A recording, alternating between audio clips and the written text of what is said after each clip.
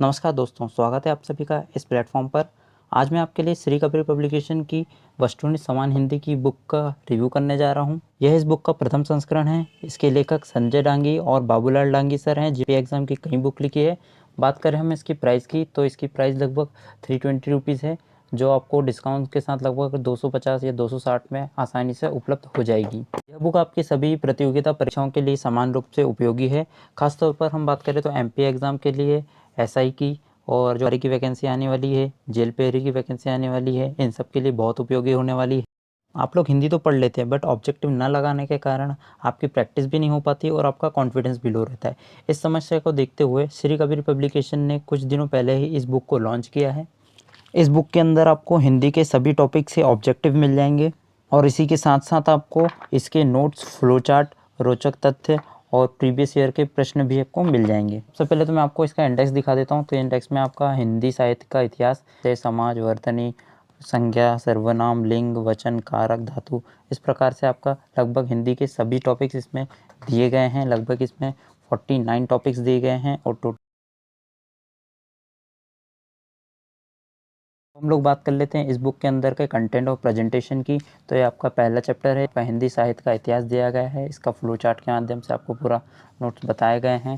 फिर आपके रोचें और उसके बाद उससे संबंधित हिस्से के ऑब्जेक्टिव प्रश्न दिए गए हैं। वहीं अगला चैप्टर जो आपका वर्णमाला दिया गया है, इसमें आपका पूरा फ्लो चार्ट के माध्यम से परिभाषा, वर्ण क्या होता है।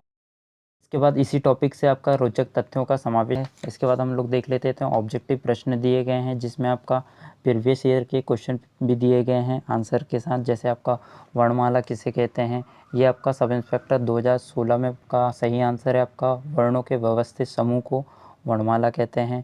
फिर उसका थोड़ा सा आपका यहाँ पर व्याख्या भी दी गई है प्रत्येक प्रश्न में, जहाँ पर भी आवश्यकता हुई वहाँ पर। बुक के अंदर आपको बेसिक से लेकर एडवांस सभी टॉपिक्स दिए गए हैं। जैसे अब हम अगला टॉपिक देख लेते हैं, जो आपका समास है। इसमें आपकी सबसे पहले फ्लो चार्ट के माध्यम से यहाँ पर परिभाषा दी गई है उसकी। फिर इसके बाद पदों की प्रधानता के आधार पर उसका वर्गीकरण किया गया है। फिर इसके समास के जितने भी भेद हैं उन सब के बारे में दिया गया है। इसके बाद इसी टॉपिक से आपके पूरे एमसीक्यूज़ दिए गए हैं। इसके बाद आपका अगला चैप्टर संज्ञा से संबंधित दिया गया है, जिसमें आपकी परिभाषा, भेद, फिर इसके जातिवाचक संज्ञा, व्यक्तिवाचक संज्ञा, भाववाचक संज्ञा, इन सब के भी एग्जाम्पल दिए गए हैं। तो अगर आप एग्ज़ाम की सुबह सुबह भी उठ के इन सबको पढ़ के जाते हैं तो आपको बहुत अच्छे से रिवीजन हो लेंगे कि इन कौन सा समूहवाचक संज्ञा का उदाहरण है। ये आपके जेल विभाग 2015 में क्वेश्चन आ चुका है। तो इसका सही आंसर आपका भीड़, क्योंकि यहाँ पर समूह की बात की जा रही है। फिर एक और प्रश्न देख लेते हैं, तो सैनिक कौन सी संज्ञा है। तो इसमें व्यक्तिवाचक, जातिवाचक, भाववाचक या द्रव्यवाचक। ये आपके एमपी हाई कोर्ट के 15 में प्रश्न आ चुका है। तो सैनिक यहाँ पर आपकी जातिवाचक संज्ञा का बोध करा रही है। इसके बाद एक बहुत इंपॉर्टेंट चैप्टर दिया गया है इसके अंदर, जो पत्र पत्रिकाओं से संबंधित है, जिससे हमेशा मतलब एग्जाम प्रश्न देखने को मिल जाता है। मध्य प्रदेश से प्रकाशित होने वाला पहला समाचार पत्र कौन सा है, तो आपका ग्वालियर गजट हो जाएगा।